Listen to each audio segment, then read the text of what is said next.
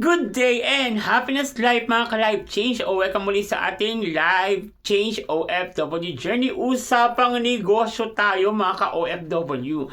So hindi ba nakita nyo naman na meron tayong tinatawag na mga small business sa Pilipinas like sari-sari store and meron tayong budget catering.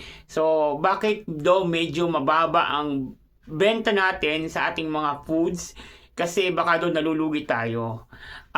Kaya po medyo mababa yung tinda namin kasi una is binabase po namin sa baon ng mga estudyante at pera ng mga tao sa area. Okay? Kasi yun po yung takbo at kalakalan lang ng pera dun eh. Hindi pwede tayo magtaas masyado hindi ka mabibilan or hindi mauubos yung paninda mo.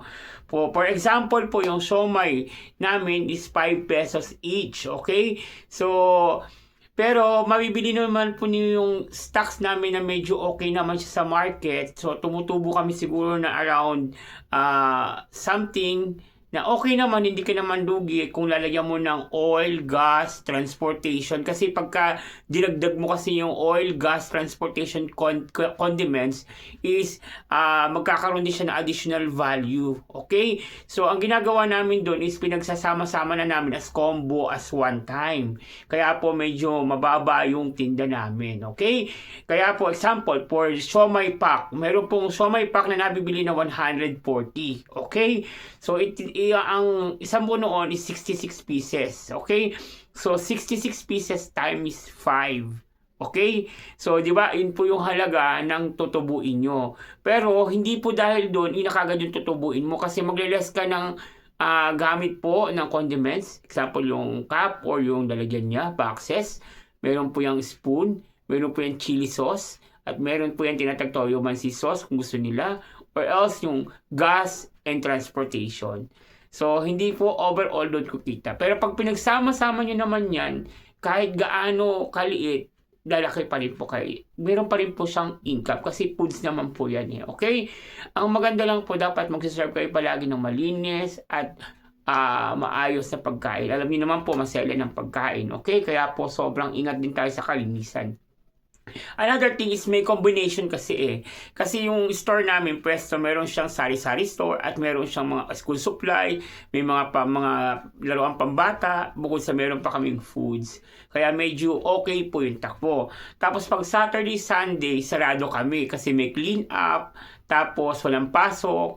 So may church day na Sunday. So ang binubuksan namin store yung nasa bahay naman po namin. Yung meron po kaming main store na doon po namin kinukuha yung mga stock, supply namin. Kumbaga sa store namin na yun, manggagaling yung idinadala ko doon sa kabilang store.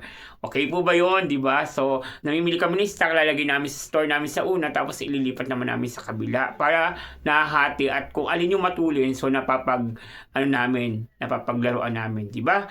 And another thing is, running din po kasi yung magaling magluto ang nanay. So, nandun na siya sa area. So, masarap magluto ang nanay ko. Kaya naman, sabi ko, siya lang yung nagluluto talaga. Hindi pa kami nag-hire ng mga staff eh. Kasi, hindi kakayanin pang may staff kayo. Baka maubusan kayo ng budget capital. Kaya po, tsaga-tsaga lang muna tayo ng sila-sila. Okay? Kaya naman pa nila. Pag mayaman na at talagang kailangan na mag-hire tayo ng mga assistant nila. But for the meantime, sila muna yung nagtitinda doon at kaya naman nilang i-manage. Okay? And sabi nga natin, basta hindi ka masiro is okay na yon. Yung makapagtabi ka ng something sa rental kasi may rental din po na binabayaran. So, anyway, tapos bukod doon, dapat meron din kaming electrical kasi yung electrical po talaga na malakas nasa bahay. Kasi yung mga freezer namin nasa bahay, wala po sa area, doon sa shop. So, sa bahay nagbe-prepared minsan sila ng mga paninda nila na naka-stocks para at least kahit pa paano maayos. So, tumatakbo ng kuryente sa bahay namin. Okay? So, ano pa? Siguro malaking tulong din siguro yung YouTube channel, saka yung FB Reels kasi may mga sponsors, saka pas may konting kita. Kaya medyo na ibababa ko ng konti pa yung price para abot kami ng mga bata, di ba? So, doon ko binubuo siguro yung mga transaction. Okay po? So, I believe na ang habol lang naman namin is makatulong, makakain yung mga bata ng maayos, makabili yung mga customer ng maayos, yung abot kamay nila. Tapos yung iba tumatawad pa nga eh. Yung iba nagdadala ng mga sarili nilang nalagyan, tapos eto lang yung gusto nila, pipiliin nila, tapos ganito lang yung pera. Yung mga ganun po, na-encounter mo yan sa pagninegosyo. May mga bata po na yung burger namin is 25, tapos wala daw siyang 5 pesos, 20 na lang. Binibigyan pa rin po namin. Paminsan-minsan lang yun, hindi naman po regular. So, para may makain sila na masarap at matikman din nila yung pagkain namin, di ba? So, nagpapasalamat kami kasi God is always give the blessings. Hindi man siya malaki. At least kahit pa paano, nakakaraos everyday. Okay? So, ang mahalaga po yung nalilibang ka, kumikita ka, take note, kahit pa paano nakakatulong sa flow ng cash flow ng pamilya. Kaya po, saka take note, yung nanay ko senior na yan, kaya sinasabihan ko nga siya, bawal siya magpagod masyado, sila ng tatay, maagang gumigising, tapos maaga na mamalengke, kaya pag gabi na or hapon, sabi ko matutulog kayo ng mahusay, para nakakabawi kayo ng kalakasan. Okay, ganun din sa asawa ko, may anak kami nag-aaral, so binabantayan niya yung anak ko, tapos habang siya yung tumatao sa pwesto, pagka naman Sabado at Linggo, nandun naman kami sa pwesto namin sa bahay. So ayan lang, ganun lang. Tapos OFW tayo, meron tayong kita na binabudget natin para sa mga projects, para sa mga budget, at para sa mga personal activities, sa mga pundar-pundar, ipon. So kailangan ganyan, be wise tayo, di ba? Kailangan maging wiser ka sa paggamit mo ng pera. Hindi pwedeng gastos dito, gastos doon. Kung saan ka makakatipid, but it's okay, it's a good health naman yan. Hindi mo dapat pabayaan yung health mo, okay? So, lagi mong tatandaan, mas maganda ang kalusugan, mas marami kang magagawa. Kaya wag mong bibitawan ng iyong kalusugan, mga ka-life change.